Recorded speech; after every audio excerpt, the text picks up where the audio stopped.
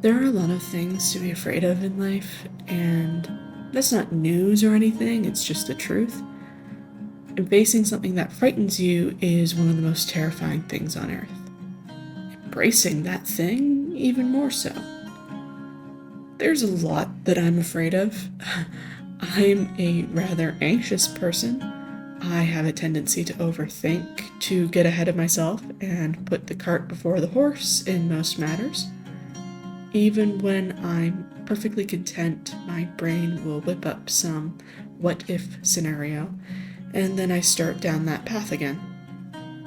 And while it can be frustrating, I've kind of gotten used to it. I've learned to recognize that my brain will find danger in pretty much any situation, and how to differentiate between when it's helpful and when it's harmful. I've mentioned it before, but there's a lot that I've done this year that has been terrifying. I left my job to try and pursue something that seemed like a dream come true, and then had to say no to that supposed dream when a bright red flag came waving down in front of me. Which is a whole other story, maybe for another day, but of course, that happened after I had packed up my life and left a place where I was comfortable and people who had become like family to me to pursue it. So I found myself in a position of not knowing what to do or where to go. I could have turned back, decided that I was done trying to face down scary decisions, but instead I looked at this sudden void where my plan for my life had once been and opted to double down, to go after an even wilder dream that had been in the back of my mind for as long as I can remember, and move across an ocean to travel and explore a country that I've always loved and that brings me so much inspiration. Let me tell you, there's not much else more terrifying than looking at the people you care about who want the best for you and going, I've decided to pursue my artist career. Also, I'm moving to another country to do so.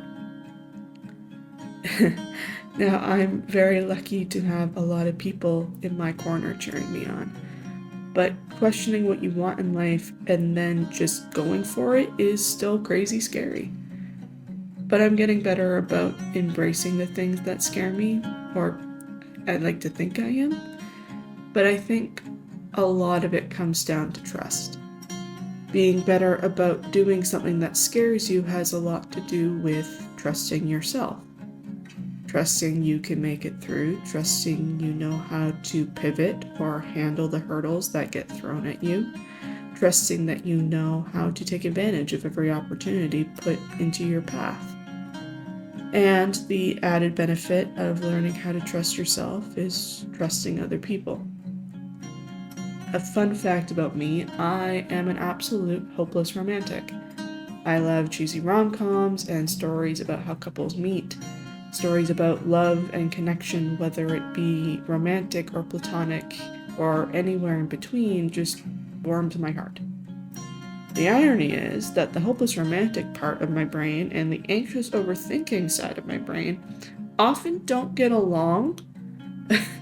I'll be the first to admit that I have a history of building walls, of locking my feelings away to protect myself, for so I thought, of being overly cautious, and as a result, I've had a hard time getting to know people or connect with people.